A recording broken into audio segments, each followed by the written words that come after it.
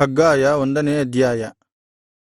ಅರಸನಾದ ದಾರ್ಯಾವೆಷನ ಆಳ್ವಿಕೆಯ 2ನೆಯ ವರ್ಷದ 6ನೆಯ ತಿಂಗಳಿನ ಮೊದಲನೆಯ ದಿನದಲ್ಲಿ ಯೆಹೋವನು ಈ ವಾಕ್ಯವನ್ನು ಶೆಯಲ್ತೀಯೇಲನಿಗೆ ಹುಟ್ಟಿದ ಯೆಹೂದ ದೇಶಾಧಿಪತಿಯಾದ ಜೆರುಬ್ಬಾಬೆಲನಿಗೂ, ಯೆಹೋಚಾದಾಕನಿಗೆ ಜನಿಸಿದ ಮಹಾಯಾಜಕನಾದ ಯೆಹೋಶುವನಿಗೂ ಪ್ರವಾದಿಯಾದ ಹಗ್ಗಾಯನ ಮೂಲಕ ಹೇಳಿ ಕಳುಹಿಸಿದನು. ದೇವಾಲಯವನ್ನು ಪುನಃ ಕಟ್ಟಲು ಎಚ್ಚರಿಕೆ.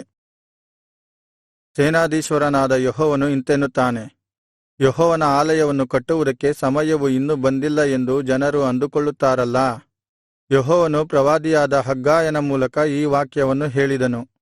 ಈ ನನ್ನ ಆಲಯವು ಹಾಳು ಬಿದ್ದಿರುವಾಗ ನೀವು ನಿಮ್ಮ ಒಳಗೋಡೆಗೆಲ್ಲಾ ಸುಂದರ ಹಲಿಗೆ ಹೊದಿಸಿಕೊಂಡ ಸ್ವಂತ ಮನೆಗಳಲ್ಲಿ ವಾಸಿಸುವುದಕ್ಕೆ ಈ ಸಮಯವು ತಕ್ಕದ್ದೋ? ಈ ಸಮಯದಲ್ಲಿ ಸೇನಾಧೀಶ್ವರ ಯೆಹೋವನು ಇಂತೆನ್ನುತ್ತಾನೆ, ನಿಮ್ಮ ಗತಿ ಏನಾಗಿದೆ ಎಂದು ಮನಸ್ಸಿಗೆ ತಂದುಕೊಳ್ಳಿರಿ. ನೀವು ಬಿತ್ತಿದ ಬೀಜವು ಬಹಳ, ತಂದ ಫಲವು ಸ್ವಲ್ಪ. ಅದನ್ನು ಸೇವಿಸುವಿರಿ, ತೃಪ್ತಿಯಾಗದು. ಕುಡಿಯುತ್ತೀರಿ, ಆನಂದವಾಗದು. ಹೊದ್ದುಕೊಳ್ಳುವಿರಿ, ಬೆಚ್ಚಗಾಗದು. ಸಂಬಳಗಾರನು ಸಂಬಳ ಹಾಕುವ ಚೀಲವು ತೂತಾಗಿದೆ. ಸೇನಾಧೀಶ್ವರನಾದ ಯೆಹೋವನು ಇಂತೆನ್ನುತ್ತಾನೆ, ನಿಮ್ಮ ಗತಿ ಏನಾಗಿದೆ ಎಂದು ಮನಸ್ಸಿಗೆ ತಂದುಕೊಳ್ಳಿರಿ. ಮಲೆನಾಡಿಗೆ ಹೋಗಿ ಮರವನ್ನು ತಂದು ನನ್ನ ಆಲಯವನ್ನು ಕಟ್ಟಿರಿ. ನಾನು ಅದಕ್ಕೆ ಮೆಚ್ಚಿ ನನ್ನ ಪ್ರಭಾವವನ್ನು ಅಲ್ಲಿ ಪ್ರಕಾಶಗೊಳಿಸುವೆನು. ಇದು ಯೆಹೋವನ ನುಡಿ. ನೀವು ಬಹು ಬೆಳೆಯನ್ನು ನಿರೀಕ್ಷಿಸಿದಿರಿ, ಆದರೆ ಸ್ವಲ್ಪ ಮಾತ್ರ ಮನೆಗೆ ಸಾಗಿಸಲು ಸಾಧ್ಯವಾಯಿತು. ಯಾಕೆಂದರೆ ನಾನು ಅದನ್ನು ಫಲಿಸಲು ಬಿಡಲಿಲ್ಲ. ಸೇನಾಧೀಶ್ವರನಾದ ಯೆಹೋವನು ಇಂತೆನ್ನುತ್ತಾನೆ, ಇದಕ್ಕೆಲ್ಲಾ ಕಾರಣವೇನು? ನನ್ನ ಆಲಯವು ಪಾಳು ಬಿದ್ದಿದೆ. ನಿಮ್ಮಲ್ಲಿ ಪ್ರತಿಯೊಬ್ಬನೂ ತನ್ನ ತನ್ನ ಮನೆಯ ಕೆಲಸಕ್ಕೆ ತವಕಪಡುತ್ತಿದ್ದಾನೆ. ಇದೇ ಕಾರಣ. ನಿಮ್ಮ ನಿಮಿತ್ತವೇ ಆಕಾಶವು ಇಬ್ಬನಿಯನ್ನು ತಡೆದುಬಿಟ್ಟಿದೆ, ಭೂಮಿಯು ತನ್ನ ಫಲವನ್ನು ನಿಲ್ಲಿಸಿಬಿಟ್ಟಿದೆ. ಇದಲ್ಲದೆ ನಾನು ದೇಶ, ಬೆಟ್ಟ, ಧಾನ್ಯ, ದ್ರಾಕ್ಷಾರಸ, ಎಣ್ಣೆ, ಭೂಮಿಯ ಉತ್ಪತ್ತಿ, ಮನುಷ್ಯ, ಪಶು, ನಾನಾ ಕೈದುಡಿತ ಇವುಗಳಿಗೆಲ್ಲಾ ಕ್ಷಾಮವನ್ನು ತಂದಿದ್ದೇನೆ. ದೈವಾಜ್ಞೆಯ ಪಾಲನೆ. ಆಗ ಶೆಯಲ್ತೀಯೇಲನ ಮಗನಾದ ಜೆರುಬ್ಬಾಬೆಲ್, ಯೆಹೂದಾಚಾದಕನಿಗೆ ಹುಟ್ಟಿದ ಮಹಾಯಾಜಕನಾದ ಯೆಹೋಶುವ, ಸಮಸ್ತ ಇಸ್ರಾಯೇಲ್ ಜನಶೇಷ ಇವರೆಲ್ಲ ಯೆಹೋವನೆಂಬ ತಮ್ಮ ದೇವರ ನುಡಿಗೂ ಯೆಹೋವನೆಂಬ ತಮ್ಮ ದೇವರ ಅಪ್ಪಣೆಯ ಪ್ರಕಾರ ಪ್ರವಾದಿಯಾದ ಹಗ್ಗಾಯನು ಹೇಳಿದ ಮಾತುಗಳಿಗೂ ಕಿವಿಗೊಟ್ಟು ಯೆಹೋವನಲ್ಲಿ ಭಯಭಕ್ತಿಯುಳ್ಳವರಾದರು. ಯೆಹೋವನ ದೂತನಾದ ಹಗ್ಗಾಯನು ಯೆಹೋವನ ಸಂದೇಶವನ್ನು ಜನರಿಗೆ ಈ ರೀತಿಯಾಗಿ ನುಡಿದನು. ನಿಮ್ಮೊಂದಿಗೆ ಇದ್ದೇನೆ ಎಂದು ಯೆಹೋವನು ನುಡಿಯುತ್ತಿದ್ದಾನೆ. ಕೂಡಲೆ ಶೆಯಲ್ತೀಯೇಲನ ಮಗನೂ ಯೆಹೂದ ದೇಶಾಧಿಪತಿಯಾದ ಜೆರುಬ್ಬಾಬೆಲ್, ಯೆಹೋಚಾದಾಕನಿಗೆ ಹುಟ್ಟಿದ ಮಹಾಯಾಜಕನಾದ ಯೆಹೋಶುವ ಮತ್ತು ಸಮಸ್ತ ಜನರೆಲ್ಲರ ಮನಸ್ಸುಗಳನ್ನು ಸೇನಾಧೀಶ್ವರನಾದ ಯೆಹೋವನು ಪ್ರೇರೇಪಿಸಲು ಅವರು ಅರಸನಾದ ದಾರ್ಯಾವೆಷನ ಆಳ್ವಿಕೆಯ 2ನೆಯ ವರ್ಷದ 6ನೆಯ ತಿಂಗಳಿನ 24ನೆಯ ದಿನದಲ್ಲಿ ಬಂದು ತಮ್ಮ ದೇವರಾದ ಯೆಹೋವನ ಆಲಯದ ನಿರ್ಮಾಣ ಕಾರ್ಯಕ್ಕೆ ಕೈಹಾಕಿದರು. ಹಗ್ಗಾಯ 2ನೇ ಅಧ್ಯಾಯ.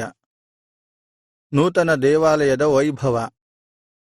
ದಾರ್ಯಾವೆಷನ ಆಳ್ವಿಕೆಯ 7ನೆಯ ತಿಂಗಳಿನ 21ನೆಯ ದಿನದಲ್ಲಿ ಯೆಹೋವನು ಪ್ರವಾದಿಯಾದ ಹಗ್ಗಾಯನ ಮೂಲಕ ಮತ್ತೊಮ್ಮೆ ಈ ವಾಕ್ಯವನ್ನು ಕೊಟ್ಟು, ಶೆಯಲ್ತೀಯೇಲನಿಗೆ ಹುಟ್ಟಿದ ಯೆಹೂದ ದೇಶಾಧಿಪತಿಯಾದ ಜೆರುಬ್ಬಾಬೆಲ್, ಯೆಹೋಚಾದಾಕನಿಗೆ ಹುಟ್ಟಿದ ಮಹಾಯಾಜಕನಾದ ಯೆಹೋಶುವ ನೆರೆದಿದ್ದ ಜನರನ್ನು ಕೂಡಿಸಿ, ಈ ಆಲಯದ ಪೂರ್ವ ವೈಭವವನ್ನು ನೋಡಿದವರು ನಿಮ್ಮಲ್ಲಿ ಎಷ್ಟು ಮಂದಿ ಉಳಿದಿದ್ದೀರಿ?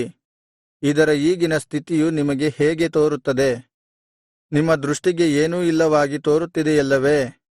ಯೆಹೋವನು ಇಂತೆನ್ನುತ್ತಾನೆ, ಜೆರುಬ್ಬಾಬೆಲನೇ, ಈಗ ಧೈರ್ಯವಾಗಿರು. ಯೆಹೋಚಾದಾಕನಿಗೆ ಹುಟ್ಟಿದ ಮಹಾಯಾಜಕನಾದ ಯೆಹೋಶುವನೇ, ಧೈರ್ಯವಾಗಿರು. ದೇಶೀಯರೇ, ನೀವೆಲ್ಲರೂ ಕೈಗೊಂಡು ಕೆಲಸ ನಡೆಸಿರಿ. ಇದು ಯೆಹೋವನ ನುಡಿ. ನಾನು ನಿಮ್ಮೊಂದಿಗೆ ಇದ್ದೇನೆ ಎಂದು ಸೇನಾಧೀಶ್ವರ ಯೆಹೋವನು ನುಡಿಯುತ್ತಾನೆ. ನೀವು ಐಗುಪ್ತದಿಂದ ಪಾರಾಗಿ ಬಂದಾಗ ನಾನು ನಿಮಗೆ ವಾಗ್ದಾನವಾಗಿ ಕೊಟ್ಟ ಮಾತನ್ನು ನೆರವೇರಿಸುವೆನು. ನನ್ನ ಆತ್ಮನು ನಿಮ್ಮ ಮಧ್ಯದಲ್ಲಿ ನೆಲೆಗೊಂಡಿರುವನು, ಹೆದರಬೇಡಿರಿ. ಸೇನಾಧೀಶ್ವರನಾದ ಯೆಹೋವನು ಇಂತೆನ್ನುತ್ತಾನೆ, ಸ್ವಲ್ಪ ಕಾಲದ ಮೇಲೆ ನಾನು ಇನ್ನೊಂದೇ ಸಾರಿ ಆಕಾಶವನ್ನು, ಭೂಮಿಯನ್ನು, ಸಮುದ್ರವನ್ನು, ಒಣನೆಲವನ್ನು ಅದುರಿಸಿ ಸಕಲ ಜನಾಂಗಗಳನ್ನು ನಡುಗಿಸುವೆನು. ಆಗ ಸಮಸ್ತ ಜನಾಂಗಗಳ ಇಷ್ಟವಸ್ತುಗಳು ಬಂದು ಒದಗಲು ಈ ಆಲಯವನ್ನು ವೈಭವದಿಂದ ತುಂಬಿಸುವೆನು. ಇದು ಸೇನಾಧೀಶ್ವರನಾದ ಯೆಹೋವನ ನುಡಿ. ಬೆಳ್ಳಿಯೆಲ್ಲಾ ನನ್ನದು, ಬಂಗಾರವೆಲ್ಲ ನನ್ನದು. ಇದು ಸೇನಾಧೀಶ್ವರನಾದ ಯೆಹೋವನ ನುಡಿ. ಈ ಆಲಯದ ಮುಂದಿನ ವೈಭವವು ಹಿಂದಿನ ವೈಭವಕ್ಕಿಂತ ವಿಶೇಷವಾಗಿರುವುದು. ಇದು ಸೇನಾಧೀಶ್ವರನಾದ ಯೆಹೋವನ ನುಡಿ. ಈ ಸ್ಥಳದಲ್ಲಿ ಸಮಾಧಾನವನ್ನು ಅನುಗ್ರಹಿಸುವೆನು. ಇದು ಸೇನಾಧೀಶ್ವರನಾದ ಯೆಹೋವನ ನುಡಿ. ಜನರ ದೋಷವೇ ದುರ್ಭಿಕ್ಷಕ್ಕೆ ಕಾರಣ. ದಾರ್ಯಾವೆಷನ ಆಳ್ವಿಕೆಯ 2ನೆಯ ವರ್ಷದ 9ನೆಯ ತಿಂಗಳಿನ 24ನೆಯ ದಿನದಲ್ಲಿ ಯೆಹೋವನು ಪ್ರವಾದಿಯಾದ ಹಗ್ಗಾಯನ ಮೂಲಕ ಈ ವಾಕ್ಯವನ್ನು ದಯಪಾಲಿಸಿದನು. ಸೇನಾಧೀಶ್ವರನಾದ ಯೆಹೋವನು ಇಂತೆನ್ನುತ್ತಾನೆ, ನೀನು ಯಾಜಕರ ಹತ್ತಿರ ಹೋಗಿ, ಒಬ್ಬನು ತನ್ನ ವಸ್ತ್ರದ ಸೆರಗಿನಲ್ಲಿ ಮೀಸಲಿನ ಮಾಂಸವನ್ನು ಇಟ್ಟುಕೊಂಡು ಬರುತ್ತಿರುವಾಗ ಆ ಸೆರಗು ರೊಟ್ಟಿಯನ್ನಾಗಲಿ ಇಲ್ಲವೇ ಗುಗ್ಗರಿಯನ್ನಾಗಲಿ ಅಥವಾ ದ್ರಾಕ್ಷಾರಸವನ್ನಾಗಲಿ ಇಲ್ಲವೇ ಎಣ್ಣೆಯನ್ನು ಅಥವಾ ಯಾವ ಆಹಾರ ಪದಾರ್ಥವನ್ನಾಗಲಿ ಸೋಕಿದರೆ ಅವು ಪರಿಶುದ್ಧವಾಗುವುದೋ ಎಂದು ಧರ್ಮವಿಧಿಯನ್ನು ವಿಚಾರಿಸು. ಪ್ರವಾದಿಯು ಹಾಗೆ ವಿಚಾರಿಸಲು ಯಾಜಕರು ಇಲ್ಲ ಎಂದು ಉತ್ತರಕೊಟ್ಟರು. ಆಮೇಲೆ ಹಗ್ಗಾಯನು ಹೆಣವನ್ನು ಮುಟ್ಟಿ ಅಶುದ್ಧನಾದವನು ಇವುಗಳಲ್ಲಿ ಯಾವುದನ್ನಾದರೂ ಸೋಕಿದರೆ ಅದು ಅಶುದ್ಧವಾಗುವುದೋ ಎಂದು ಕೇಳಿದ್ದಕ್ಕೆ ಯಾಜಕರು ಅಶುದ್ಧವೇ ಆಗುವುದು ಎಂದು ಉತ್ತರಕೊಟ್ಟರು. ಆಗ ಹಗ್ಗಾಯನು ಮುಂದುವರಿಸುತ್ತಾ ಜನರಿಗೆ ಹೀಗೆಂದನು, ಯೆಹೋವನು ಇಂತೆನ್ನುತ್ತಾನೆ, ಇದರಂತೆಯೇ ಈ ಪ್ರಜೆ, ಈ ಜನಾಂಗ ಕೈ ಹಾಕುವ ಪ್ರತಿಯೊಂದು ಕೆಲಸ, ಇಲ್ಲಿಗೆ ತರುವ ಕಾಣಿಕೆ, ನೈವೇದ್ಯ ಎಲ್ಲವೂ ನನಗೆ ಅಶುದ್ಧವಾಗಿಯೇ ಕಾಣುತ್ತಿದೆ. ಯೆಹೋವನ ಆಲಯದ ನಿವೇಶನದಲ್ಲಿ ಕಲ್ಲಿನ ಮೇಲೆ ಕಲ್ಲಿಡುವ ಈ ಮೊದಲ ದಿನದ ಹಿಂದಿನ ಕಾಲವನ್ನು ನೆನಪಿಗೆ ತಂದುಕೊಳ್ಳಿರಿ. ಆ ಕಾಲದಲ್ಲೆಲ್ಲಾ ಒಬ್ಬನು 20 ಸೇರಿನ ರಾಶಿಗೆ ಬಂದಾಗ 10 ಸೇರು ಧಾನ್ಯ ಮಾತ್ರ ಸಿಕ್ಕುತ್ತಿತ್ತಲ್ಲವೇ? 50 ಸೇರು ದ್ರಾಕ್ಷಾರಸವನ್ನು ಮೊಗೆಯಬೇಕೆಂದು ತೊಟ್ಟಿಗೆ ಬಂದಾಗ 20 ಮಾತ್ರ ದೊರೆಯುತ್ತಿತ್ತು. ನಾನು ನಿಮ್ಮ ದುಡಿತದ ಫಲವನ್ನೆಲ್ಲಾ ಆನೆಕಲ್ಲು ಮಳೆಯಿಂದಲೂ ಬಿಸಿಗಾಳಿಗೂ ಹಾಳುಮಾಡಿ ನಿಮ್ಮನ್ನು ಬಾಧಿಸಿದರೂ ನೀವು ನನ್ನ ಕಡೆಗೆ ತಿರುಗಿಕೊಳ್ಳಲಿಲ್ಲ. ಇದು ಯೆಹೋವನ ನುಡಿ. ಜ್ಞಾಪಕ ಮಾಡಿಕೊಳ್ಳಿರಿ, ಯೆಹೋವನ ಆಲಯಕ್ಕೆ ಅಸ್ತಿವಾರ ಹಾಕಿದ ಈ ದಿನದ ಹಿಂದಿನ ಕಾಲವನ್ನು, ಅಂದರೆ 9ನೆಯ ತಿಂಗಳಿನ 24ನೆಯ ಈ ದಿನದ ಹಿಂದಿನ ಕಾಲವನ್ನು ನೆನಪಿಗೆ ತಂದುಕೊಳ್ಳಿರಿ. ಕಣಜದಲ್ಲಿ ಕಾಳು ಇನ್ನೂ ಇದೆಯೋ? ದ್ರಾಕ್ಷಿ, ಅಂಜೂರ, ದಾಳಿಂಬೆ, ಒಲಿವ್ ಈ ಗಿಡಗಳು ಫಲಿಸಲಿಲ್ಲವಲ್ಲಾ? ಇದೇ ದಿನ ಮೊದಲುಗೊಂಡು ನಿಮ್ಮನ್ನು ಆಶೀರ್ವದಿಸುವೆನು. ದೇಶಾಧಿಪತಿಗೆ ಹಾಗೂ ಜೆರುಬ್ಬಾಬೆಲನಿಗೆ ನೀಡಿದ ವಾಗ್ದಾನ. 9ನೆಯ ತಿಂಗಳಿನ 24ನೆಯ ದಿನದಲ್ಲಿ ಯೆಹೋವನು ಹಗ್ಗಾಯನಿಗೆ ಈ 2ನೆಯ ವಾಕ್ಯವನ್ನು ದಯಪಾಲಿಸಿ, ಯೆಹೂದ ದೇಶಾಧಿಪತಿಯಾದ ಜೆರುಬ್ಬಾಬೆಲನಿಗೆ ಹೀಗೆ ನುಡಿ.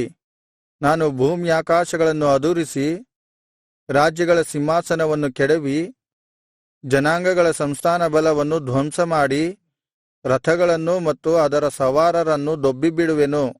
ಕುದುರೆಗಳು ಹಾಗೂ ರಾಹುತರು ಬಿದ್ದು ಹೋಗುವರು. ಪ್ರತಿಯೊಬ್ಬನೂ ತನ್ನ ಕಡೆಯವನ ಕತ್ತಿಯಿಂದ ಹತನಾಗುವನು. ಸೇನಾಧೀಶ್ವರನಾದ ಯೆಹೋವನು ಇಂತೆನ್ನುತ್ತಾನೆ, ಶೆಯಲ್ತೀಯೇಲನ ಮಗನೂ ನನ್ನ ಸೇವಕನಾದ ಜೆರುಬ್ಬಾಬೆಲನೇ, ಆ ದಿನದಲ್ಲಿ ನಾನು ನಿನ್ನನ್ನು ತೆಗೆದುಕೊಂಡು ಮುದ್ರೆಯುಂಗುರವನ್ನಾಗಿ ಮಾಡಿಕೊಳ್ಳುವೆನು. ಇದಕ್ಕೆ ನಿನ್ನನ್ನು ಆರಿಸಿಕೊಂಡಿದ್ದೇನೆ. ಇದು ಸೇನಾಧೀಶ್ವರ ಯೆಹೋವನ ನುಡಿ.